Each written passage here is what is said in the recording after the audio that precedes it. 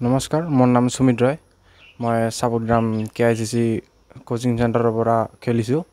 পিছত আমাৰ ধুবুৰী ডিষ্ট্ৰিক্টত মানে দুৰাণ কাপ ইণ্টাৰ ডিষ্ট্ৰিক্ট হৈছিল।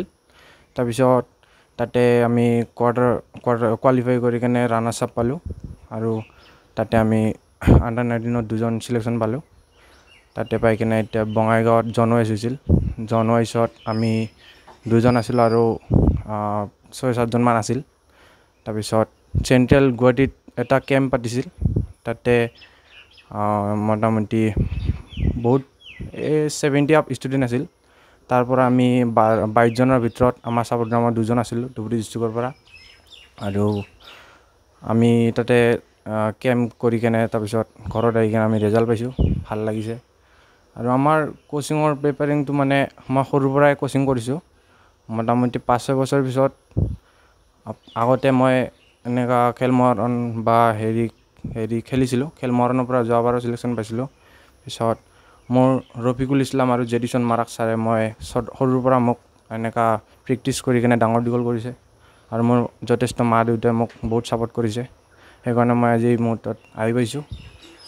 এতিয়া মানে ক'ব গ'লে মানুহবিলাক মানে বহু কিছু কয়, কিন্তু মই ফুটবল খেলাটো এৰি দিয়া নাই।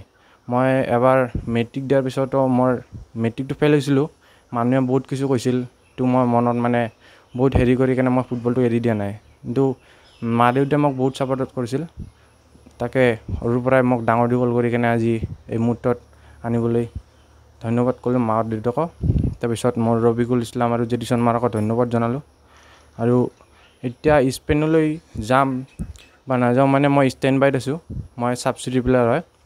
তো এতিয়া প্ৰেক্টিছ কৰি আছোঁ যে আমাকো লৈ যাবৰ কাৰণে পাছপৰ্টখিনি লৈছিল, আধাৰ কাৰ্ড লৈছিল।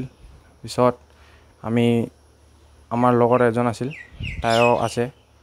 তাকো মই কৈছোঁ যে প্ৰেক্টিছ কৰি থাকক বা খেলি থাকক, সেইটো যেনে সিহঁতে যাই কিনে আমি তাতে যাই কিনে ভাল এটা খবৰ আনিব পাৰোঁ বা দেশৰ নামত কিবা নাম ৰাখিব পাৰোঁ বা আমাৰ গাঁও বা ধুবুৰী ডিষ্ট্ৰিক্টৰ কিবা নাম ৰাখিব পাৰোঁ।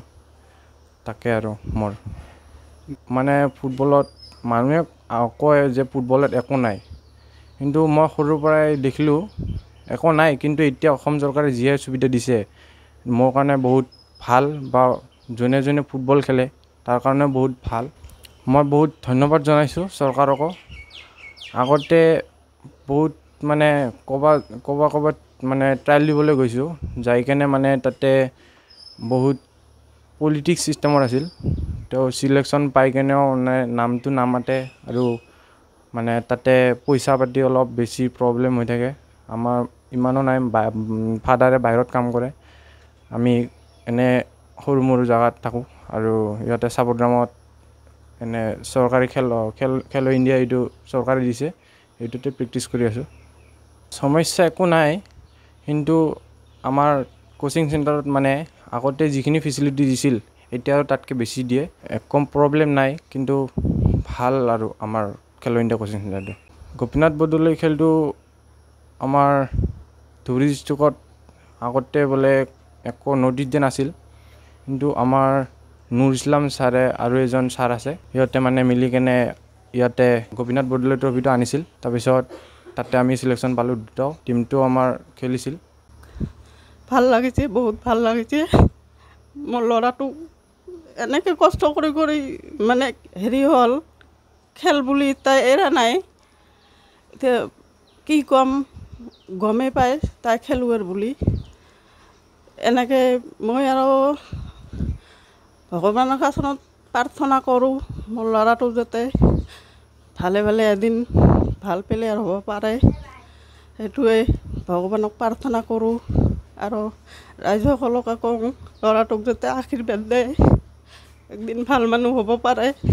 আমিতো দুখীয়া মানুহ, চলোঁ আৰু বাপেকে বাহিৰত কাম কৰে, কি ক'ম আৰু সেই আৰু দুজন ছাৰেও বহুত ল'ৰাটোক হেৰি কৰি লৈছে সৰুৰ পৰাই, 7-8 বছৰৰ পৰাই কোচিঙত খেলি এতিয়াতো ডাঙৰে হ'ল ছাৰ দুইজনকো ধন্যবাদ জনাওঁ যিকোনো খবৰৰ বাবে যোগাযোগ কৰক 7099017330 লগতে 7099017110 নম্বৰত